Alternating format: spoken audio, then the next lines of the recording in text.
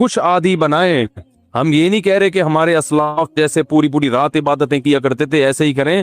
کچھ تو عادی بنائیں اپنے آپ کو اللہ کے سامنے رونے ہونے کا, کچھ تو اللہ کا نام لینے کا اپنے زبان کو عادی بنائیں. جو تبلیغ والے تسبیحات بیان کرتے ہیں جو صحیح احادیث سے ثابت ہے کہ 100 مرتبہ صبح لا الہ الا اللہ وحدہ لا شریک لہ لہ الملک ولہ الحمد وہو علی کل شیء قدیر, اور بعض روایت میں یحیی و یمیت وہو حی لا یموت. یہ حدیث میں تبلیغ والے تو تیسرا کلمہ بتاتے ہیں, یہ کلمات حدیث میں آتے ہیں. آپ صلی اللہ علیہ وسلم نے ارشاد فرمایا جس نے 100 دفعہ یہ کلمہ پڑھا اس سے زیادہ نیکیاں پورے دن میں کوئی شخص نہیں کما سکتا سوائے اس کے جو اس سے بھی زیادہ مرتبہ پڑھے. تو ذکر سے محبت پیدا کریں. آج ذکر کی لذت نہیں ہے, بس ایویں ہی بیٹھ کے وہ ٹی وی دیکھ رہے ہیں, فلم بھی دیکھ رہے ہیں اور تسبیح چل رہی. کیسے پیارے کلمات ہیں, کیسا مزہ آتا ہے ان کلمات پڑھنے میں. لا الہ الا اللہ, کوئی عبادت کے لائق نہیں سوائے اللہ کے. کتنا اللہ تعالیٰ خوش ہوتا ہے کہ جب ساری دنیا مجھے بھول گئی ہے, ہر وقت دولت کی باتیں, پیسے کی باتیں, مکان کی باتیں, پلاٹ کی باتیں, اس سے اتنے پیسے لینے, اس کو اتنے پیسے دینے, وہ کاروبار بند ہو گیا, اس کو کھولنا ہے, یہ کرنا ہے, وہ کرنا ہے, ہر وقت 24 گھنٹے. جس نے پیدا کیا, جس کے پاس لوٹ کر جانا ہے, سب چیزیں چھوڑنی ہے یہاں پہ. یہ بیوی بچے بھی چھوڑنے ہیں, یہی قبر میں اتاریں گے. جو آج کہہ رہے ہیں نا وہ ہم رہ نہیں سکتے آپ کے بغیر, اور یہی اتار کے آئیں گے قبر میں.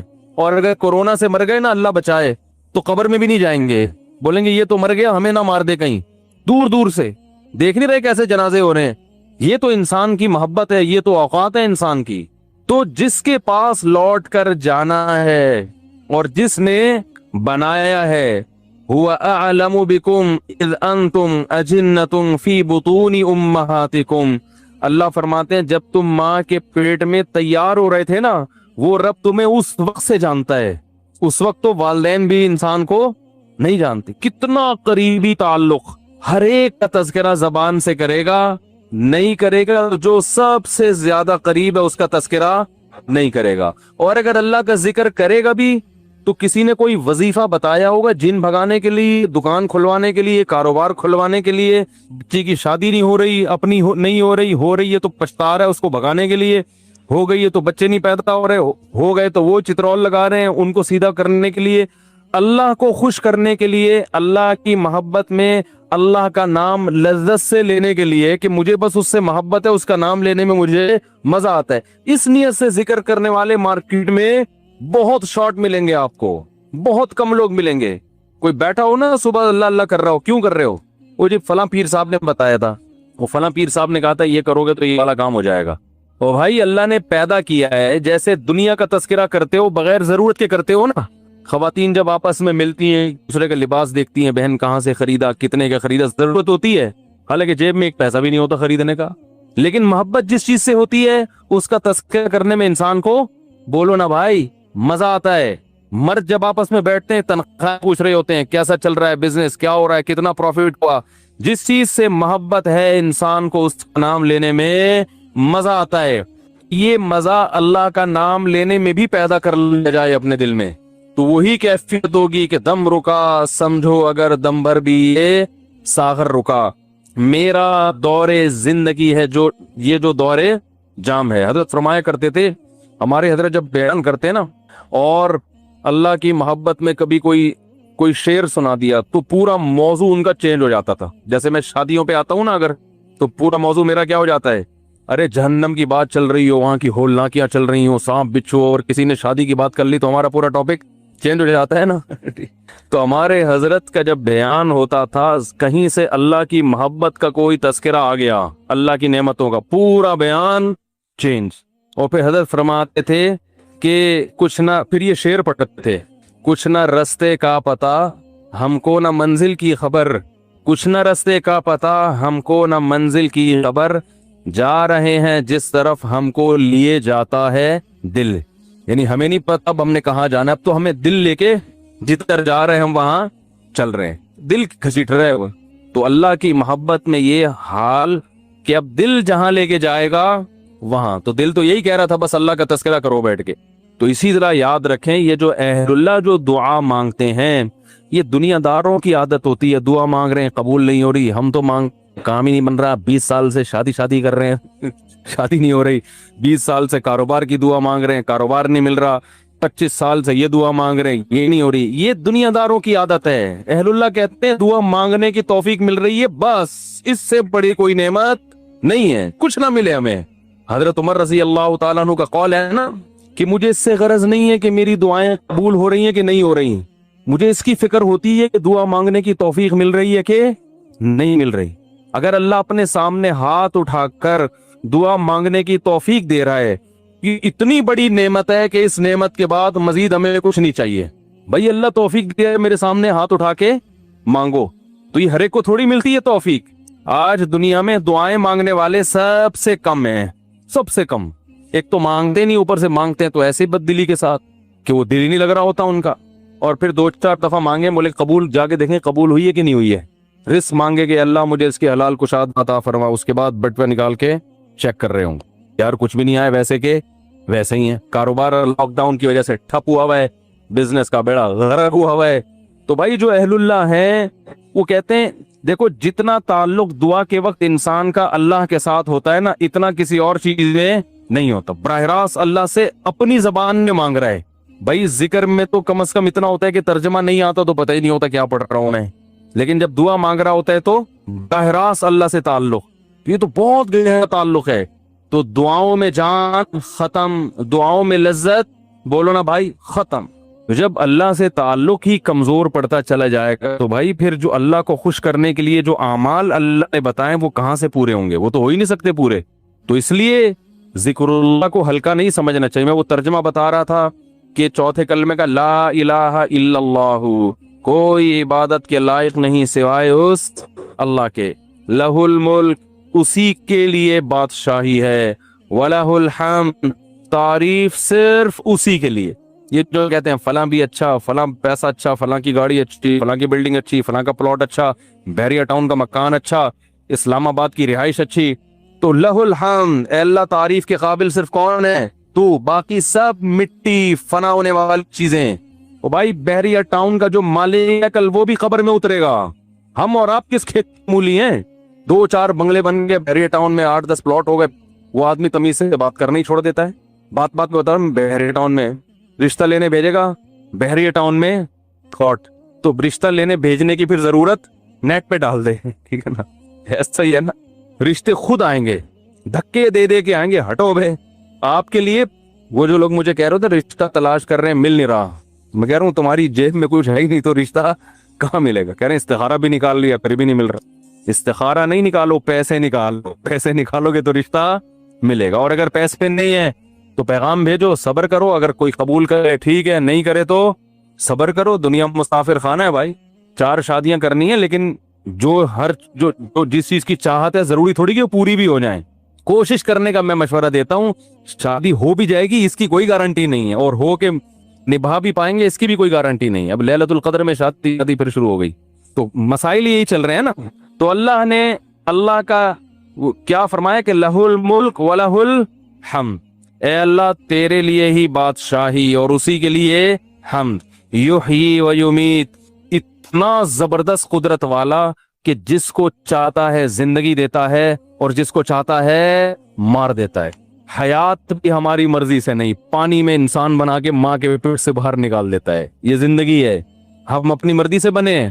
اور ایسے تصرف جانے کا ارادہ ہوگا نہیں لیکن اللہ لے جائے گا۔ کیسی ایڑیاں رگڑو، یہ جتنے لوگ دنیا سے گئے ہیں یہ اپنی مرضی سے تھوڑی ہیں، کیسے بڑے بڑے وڈیرے ہوتے ہیں، کیسے بڑے بڑے پاورفل طاقتور لوگ ہوتے ہیں، دنیا ان کے اشاروں پہ چلتی ہے، لیکن جب جانے کا وقت آتا ہے پوری ایڑی چوٹی کا زور لگا لیتے ہیں، مگر موت اپنے شکنجے گاڑ لیتی ہے، چھوڑتی نہیں ہے نا موت، کیسا پٹختی ہے موت۔ اب یہ جو کرونا وائرس سے اتنے لوگ مر گئے، کسی کو پتا تھا کہ مریں گے؟ ان کو اندازہ تھا پہلے سے؟ تو یحیی و یمیت، انسان اللہ کی تعریف میں الکلمات کہتے ہیں، اللہ وہی ہے حیات دیتا ہے اور وہی زندگی دیتا ہے، وَهُوَ حَيٌّ لَا يَمُوتُ، وہ زندہ ہے اس پر کبھی موت نہیں آئے گی، وَهُوَ عَلَى كُلِّ شَيْءٍ قَدِيرٌ، اور وہ ہر چیز پر قدرت رکھتا ہے۔ محمد معاذ بہاول نگر سے، کیا نبی کریم صلی اللہ علیہ وسلم درود شریف اور روضہ مبارک پر پڑھا جانے والا سلام خود سنتے ہیں یا فرشتوں کے ذریعے سنتے ہیں؟ حدیث سے یہ بات ثابت ہے کہ جب کوئی دور سے نبی پر درود پڑھتا ہے، صحیح حدیث ہے، تو فرشتے وہ درود نبی پر پہنچاتے ہیں، اور جب نبی کے قریب، قبر کے قریب کھڑے ہو کر آپ سلام پڑھتے ہیں، نبی کو سلام کرتے ہیں، تو آپ صلی اللہ علیہ وسلم بنفس نفیس اس سلام کو سنتے ہیں۔ یہ معجزہ ہے۔ اس پر کچھ لوگ اشکال کرتے ہیں، لاکھوں لوگ ایک ہی وقت میں نبی کی قبر پہ ہزاروں لوگ درود و سلام پیش کر رہے ہیں، تو کیا سب کا سلام سنتے ہیں، سب کو جواب دیتے ہیں؟ بھائی یہ معجزہ ہے۔ برزخ کے حالات کو آپ دنیا کے حالات پر قیاس نہیں کر سکتے، وہاں ٹائم کے یونٹ الگ ہیں، یہاں ٹائم کے یونٹ الگ ہیں۔ تو جب حدیث میں ایک چیز ہمیں بتا دی تو ہم اس کو مان لیتے ہیں، اس کی کیفیت کیا ہے وہ اللہ ہی بہتر جانتا ہے۔ تو خلاصہ یہی ہے کہ جب نبی کی قبر کے قریب کھڑے ہو کر سلام پڑھا جائے تو آپ بنفس نفیس سنتے ہیں اور جواب دیتے ہیں، اور جب دور سے سلام پڑھا جائے قبر کے دور سے، تو فرشتے وہ سلام نبی صلی اللہ علیہ وسلم تک پہنچاتے ہیں۔ کیا مغرب اور عشاء کی نماز جمع کر کے پڑھ سکتے ہیں؟ یہاں آئرلینڈ میں ایک مسجد نے مغرب اور عشاء اکٹھے پڑھنے کا اعلان کیا، کیا اس کی کوئی گنجائش ہے؟ دیکھیں اختلافی مسئلہ ہے مغرب اور عشاء کو اکٹھے پڑھنا، تو حالت اقامت میں تو کسی کے نزدیک بھی جائز نہیں ہے۔ مسافر جب آپ سفر میں ہوں تو پھر امام شافعی، امام احمد بن حنبل اور امام مالک کے نزدیک جائز ہے سفر کی حالت میں کہ آپ مغرب اور عشاء اکٹھی پڑھ سکتے ہیں۔ احناف کے نزدیک بھی جائز ہے سفر میں مغرب عشاء اکٹھی پڑھ سکتے ہیں، لیکن کیسے؟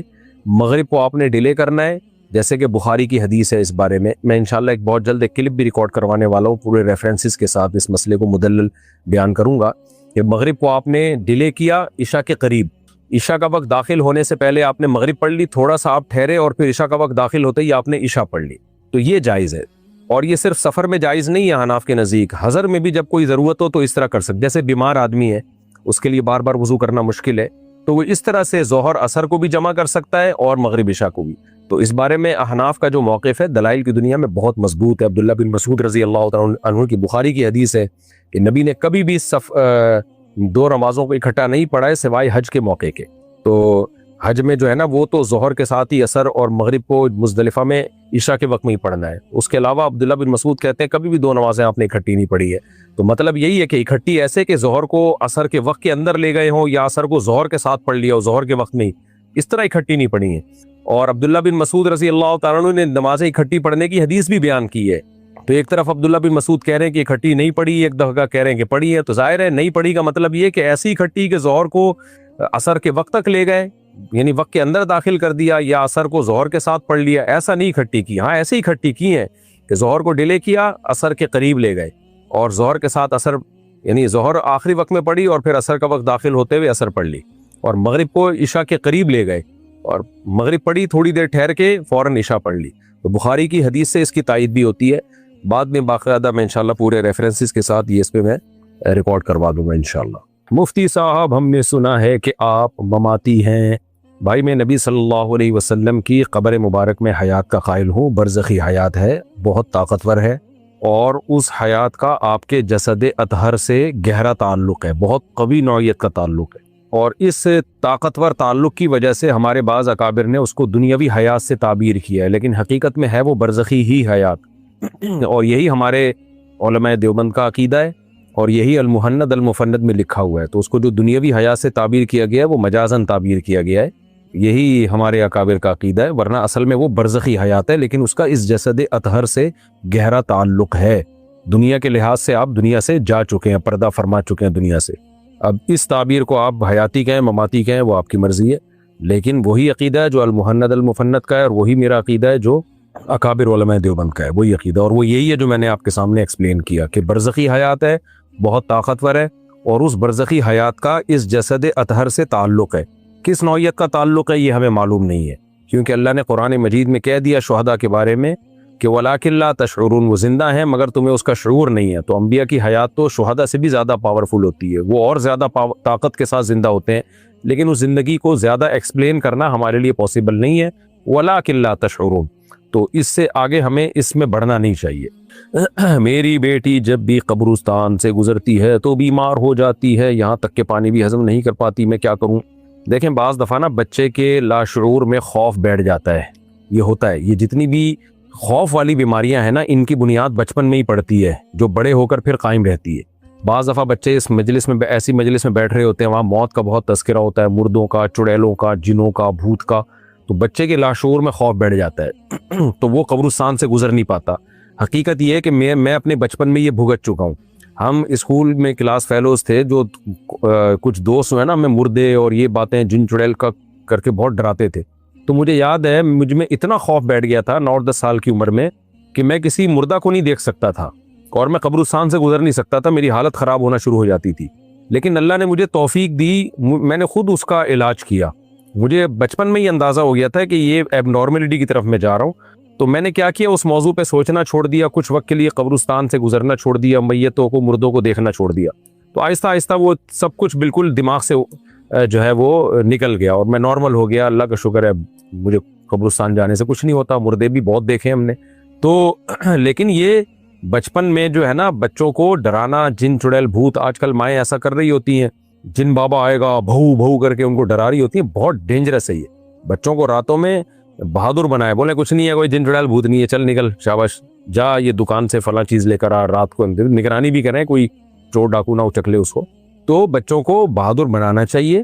ہماری مائیں الٹا بچوں کو ڈرا رہی ہوتی ہیں، دوست احباب ڈرا رہے ہوتے ہیں، جن چڑیل کے قصے سنا رہے ہوتے ہیں۔ امریکہ یورپ میں ہم نے دیکھا ہے، وہاں کے بچے، ان کے بارے میں سنا ہے ہم نے کہ وہاں کے بچے جن چڑیل بھوت سے نہیں ڈرتے، کیونکہ گورے ان کو جن چڑیل بھوت بتاتے نہیں ہیں۔ تو اپنے بچوں کو ان چیزوں سے بچا کے رکھنا چاہیے۔ تو آپ کی بچی جو قبرستان سے گزرتی ہے، بیمار ہو جاتی ہے، اس کے وہ ایک لاشعور میں خوف بیٹھ چکا ہے اس کے، تو اب اس کو نارمل روٹین میں خوش رکھیں، آپ یہ نہ گزاریں قبرستان سے اس کو، تاکہ وہ اس کو یادیں بالکل ختم ہو جائیں اور قبرستان کو ایک نارمل اسپیس سمجھنا شروع کر دے۔ اب آپ دیکھیں نا، یہ گورکن جو ہے، ان کی جو زندگیاں قبرستانوں میں گزرتی ہیں۔ میں نے گورکن سے انٹرویو لیا، وہ 20 سال سے قبرستان میں ہی سوتا ہے، قبرستان میں ہی اٹھتا ہے۔ میں نے کہا کوئی چڑیل بھوت دیکھی؟ کہہ رہا ہے ہم نے تو کبھی کچھ نہیں دیکھا، نہ چڑیل نہ بھوت۔ تو وجہ اس کی ہے کہ وہ اس کے لیے نارمل ہے۔ تو زندہ سے تو انسان کو خطرہ ہو سکتا ہے، مردہ بیچارہ کیا کرے گا؟ ڈریں تو زندہ سے ڈریں، کوئی مار نہ دے، کوٹ نہ دے، گالی نہ دے دے۔ جب مر گیا تو بیچارہ وہ تو اپنا کچھ نہیں کر سکتا، آپ کا کیا بگاڑے گا وہ۔ لیکن ہمارے یہاں زندہ سے نہیں ڈر رہے ہوتے، مر جائے تو اس کے کپڑے بھی نہیں پہنتے مردہ کے، اور اس کو ہاتھ بھی نہیں لگاتے، اور اس کی قبر پہ بھی نہیں جاتے، ڈر رہے ہوتے ہیں۔ تو یہ بے وقوفی والی بات ہے۔ تو اب بچی کا حل یہی ہے، نفسیاتی کسی ڈاکٹر کو بھی دکھائیں، جو سائیکیٹرسٹ ہو یا سائیکولوجسٹ ہو، اس کو بھی دکھائیں آپ، تو وہ انشاءاللہ اس میں بہتر گائیڈ کر سکتا ہے۔ اور فی الحال کچھ وقت کے لیے قبرستان اور قبر کی باتیں اور موت کی باتیں اور جن چڑیل کی باتیں اس کے سامنے چھوڑ دیں، قبرستان سے گزارے بھی نہیں اس کو، تو نارمل کنڈیشن میں انشاءاللہ آ جائے گی اللہ نے چاہا۔ اور صحت کا بھی خیال رکھیں، اس کا جسمانی صحت سے بھی بڑا گہرا تعلق ہوتا ہے۔ کمزور لوگوں کے دل میں خوف جلدی بیٹھتا ہے، طاقتوروں کے دل میں خوف نہیں بیٹھتا۔ باقی کسی عامل کے پاس لے گئے تو پھر میں لکھ کے دے دوں آپ کو، زندگی بیڑا غرق اس بچی کا۔ کسی اگر روحانی عامل کے پاس لے گئے نا علاج کے لیے، تو پھر اس کا تو بیڑا غرق ہوگا، وقتی طور پہ ٹھیک ہو جائے گی وہ، لیکن پھر آپ کا بھی اور آپ کے گھر والوں کا بھی اور آپ کی نسلوں کا بھی بیڑا غرق۔ ساری زندگی جن چڑیل بھوت سے کبھی نکلو گے نہیں، پھر یہی ہوگا، فلانے نے یہ کر دیا، فلانے نے وہ کر دیا، فلانے نے یہ کر دیا، ڈمکانے نے یہ کر دیا، یہ اسی میں زندگی، ایسی نحوست اس کی آتی ہے، زندگی اسی میں گزر جائے گی۔ کیا کنواری لڑکیاں مہندی لگا سکتی ہیں؟ جی لگا سکتی ہیں۔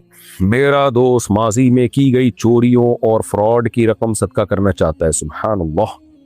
تو کیا جو وہ گھر میں ماں باپ کو پیسے دیتا ہے اس میں صدقے کی نیت کر سکتا ہے؟ نہیں میرے بھائی، اگر ماں باپ، یعنی یہ جو صدقہ واجبہ ہے اولاد کو اور ماں باپ کو نہیں دیا جا سکتا، ماں باپ کے علاوہ کسی اور کو دیں، اور ثواب کی نیت کے بغیر۔ لڑکیوں کو کتنا پردہ کرنا چاہیے؟ دیکھیں، جوان لڑکی کو افضل ترین عمل یہ ہے کہ سر کے بال سے لے کے پاؤں کے ناخن تک پردہ کرے، جیسے کہ امہات المومنین پردہ کیا کرتی تھی، چہرہ بھی چھپاتی تھی، ہاتھ بھی چھپاتی تھی۔ اسی طرح عرب میں آپ نے دیکھا ہوگا، یہ علماء صلحاء جو بڑے لیول کے علماء صلحاء ہیں، ان کے گھروں میں ایسا ہی پردہ ہے، اور یہ شریعت میں اس کو مخدرات کہا جاتا ہے، بہت سخت پردہ۔ تو پردہ لڑکی جتنا زیادہ کرے گی شریعت میں وہ قابل تعریف ہے، تو مکمل اس کو پردہ کرنا چاہیے۔ باقی گنجائش کا معاملہ جہاں تک ہے وہ یہ ہے کہ اس لیول کا پردہ اگر وہ نہیں کر سکتی تو پھر گنجائش والا معاملہ کیا ہے کہ بھئی چہرہ اور ہاتھ، یہ اختلافی مسئلہ ہے۔ راجح قول کے مطابق، دلیل کے لحاظ سے جو قول مضبوط ہے وہ تو یہی ہے کہ عورت چہرہ اور ہاتھوں کا پردہ لازمی کرے۔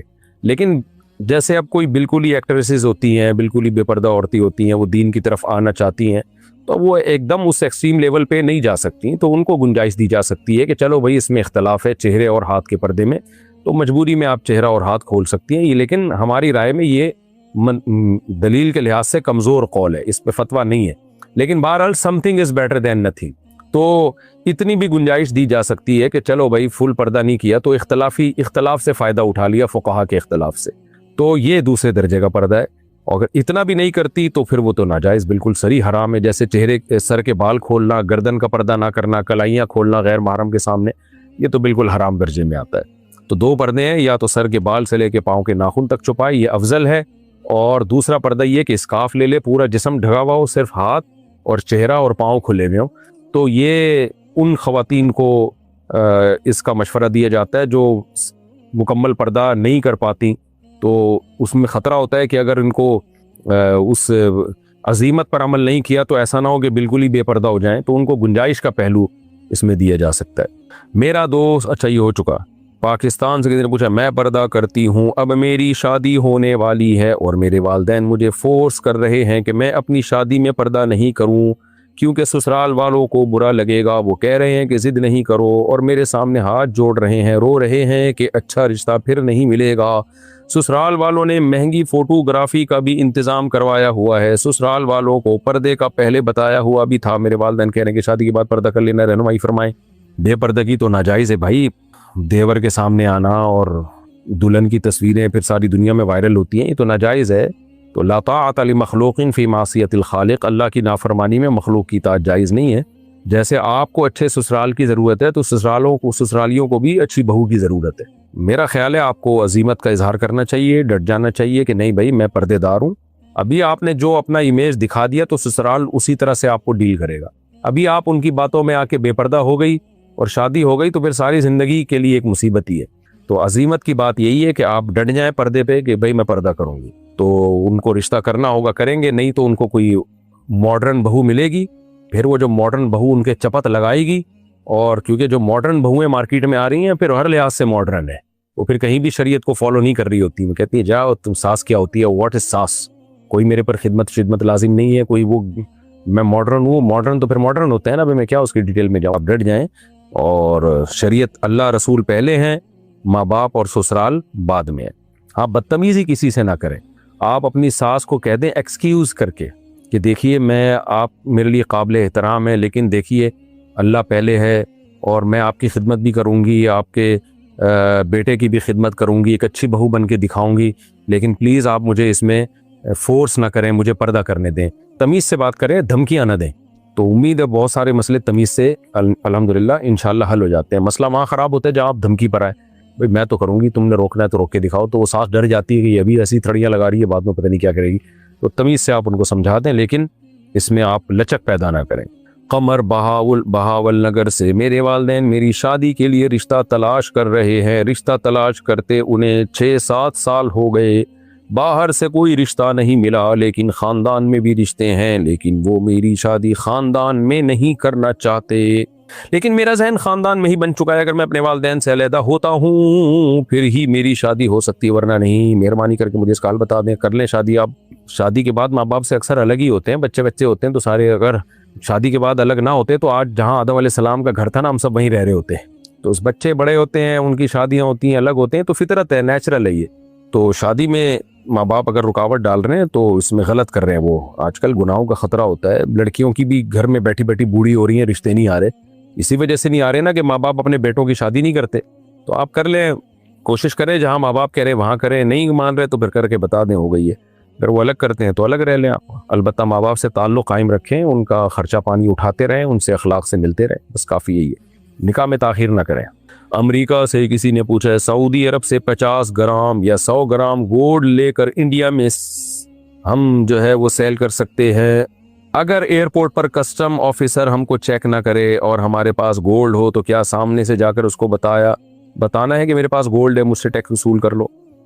कस्टम वालों की बात है, कस्टम वालों से पूछें या आप उन्हीं से पूछें। मेरे भाई ये मसला मैं नहीं बता सकता। मैं आपसे पूछना चाहता हूं कि तहज्जुद का क्या टाइम है, क्या हम सोने से पहले पढ़ सकते हैं? ये जो कस्टम वालों का मसला है बड़ा पेचीदा है। स्मगलिंग तो नाजायज़ है क्योंकि गैर कानूनी है, लेकिन बाज़ स्मगलिंग की सूरतें ऐसी होती हैं गवर्नमेंट खुद करने दे रही होती है। वो ऊपर से उसने कह रही होती है इलीगल, लेकिन गवर्नमेंट खुद कह रही होती है करो। तो ये गवर्नमेंट का काम है भाई, आप रोक लो। नाजायज़ काम है तो आप रोक लो।